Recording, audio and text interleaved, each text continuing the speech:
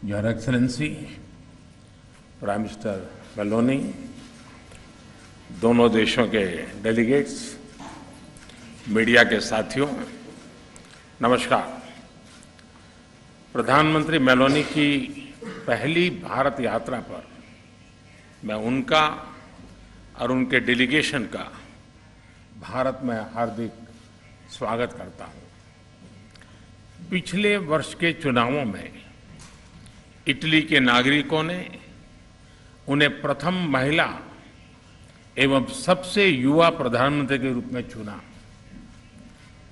इस ऐतिहासिक उपलब्धि पर मैं उन्हें सभी भारतवासियों की ओर से बहुत बहुत बधाई और शुभकामनाएं देता हूं।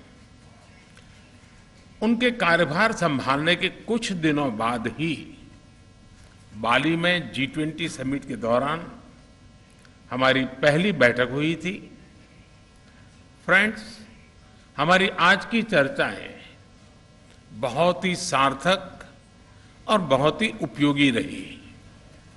इस वर्ष भारत और इटली अपने द्विपक्षीय संबंधों की 75वीं वर्षगांठ मना रहे हैं और इस अवसर पर हमने भारत इटली साझेदारी को स्ट्रेटेजिक पार्टनरशिप का दर्जा देने का निर्णय लिया है। हमने अपने आर्थिक संबंधों को और सुदृढ़ करने पर जोर दिया। हमारे मेक इन इंडिया और आत्मनिर्भर भारत अभियान से भारत में निवेश के अपार अवसर खुल रहे हैं। हमने renewable energy, green hydrogen, IT, semiconductors, telecom, space जैसे क्षेत्रों में सहयोग बढ़ाने पर विशेष जोर दिया। भारत और इटली के बीच एक स्टार्टअप ब्रिज की स्थापना की घोषणा आज हम कर रहे हैं, जिसका हम स्वागत करते हैं। फ्रेंड्स, एक और क्षेत्र है जो दोनों देश एक नया अध्याय शुरू कर रहे हैं और वो है रक्षा सहयोग का। भारत में डिफेंस मैन्युफैक्चरिंग सेक्टर में को प्रोडक्शन एंड को डेवलपमेंट के अवसर बन रहे हैं, जो दोनों देशों के लिए लाभदायक हो सकते हैं। हमने दोनों देशों की सेनाओं के बीच नियमित रूप से जॉइंट एक्सरसाइज और ट्रेनिंग कोर्सेज आयोजित करने का भी निर्णय लिया। आतंकवाद और अलगाववाद के खिलाफ लड़ाई में भारत और इटली कंधे से कंधा मिलाकर चल रहे हैं। हमने इस सहयोग को और मजबूत करने पर विस्तार पूर्वक चर्चा की। फ्रेंड्स, भारत और इटली के बीच सदियों पुराने सांस्कृतिक और पीपल टू पीपल संबंध है। हमने वर्तमान समय की अवस्था का अनुसार इन संबंधों को एक नया स्वरूप और नई ऊर्जा देने पर विचार विमर्श किया।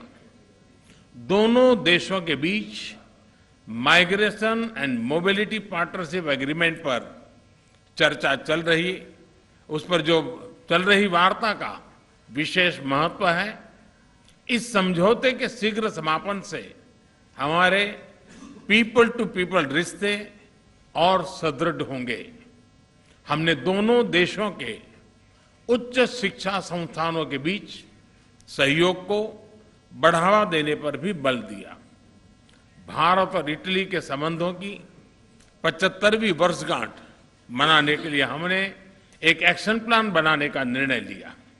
इससे हम दोनों देशों की विविधता, इतिहास, science and technology, innovation, sports और अन्य क्षेत्रों में उपलब्धियों को वैश्विक पटल पर शोकेस कर सकेंगे। फ्रेंड्स, कोविड महामारी और यूक्रेन संघर्ष से उत्पन्न फूड, फ्यूल और फर्टिलाइजर के क्राइसिस से सभी देश प्रभावित हुए हैं। विकासशील देशों पर इनका विशेष रूप से नकारात्मक प्रभाव पड़ा है। हमने इस बारे में अपनी साझा चिंता व्यक्त की। इन समस्याओं के समाधान के लिए हमने संयुक्त प्रयासों पर बल दिया। भारत की G20 अध्यक्षता में भी हम इस विषय को प्राथमिकता दे रहे हैं। यूक्रेन संघर्ष के शुरुआत से ही भारत ने यह स्पष्ट किया है कि इस विवाद को केवल डायलॉग और डिप्लोमेसी के जरिए ही सुलझाया जा सकता है और भारत किसी भी शांति प्रक्रिया में योगदान देने के लिए पूर्ण रूप से तैयार है। हम इंडो पैसिफिक में इटली की सक्रिय भागीदारी का भी स्वागत करते हैं। यह बहुत खुशी की बात है कि इटली ने इंडो पैसिफिक ओशन इनिशिएटिव में शामिल होने का निर्णय लिया है। इससे हम इंडो पैसिफिक में अपना सहयोग बढ़ाने के लिए ठोस विषयों की पहचान कर सकेंगे। वैश्विक वास्तविकताओं को बेहतर तरीके से दर्शाने के लिए मल्टीलेटरल इंस्टीट्यूशंस में सुधार आवश्यक है। हमने इस विषय पर भी विचार विमर्श किया। एक्सेलेंसी, आज शाम आप रायसीना डायलॉग में चीफ गेस्ट के तौर पर शामिल होंगी। वहां आपका संबोधन सुनने के लिए हम सभी बहुत उत्सुक हैं। आपकी इस भारत यात्रा और हमारी उपयोगी चर्चा के लिए आपका, आपके डेलीगेशन का बहुत बहुत धन्यवाद।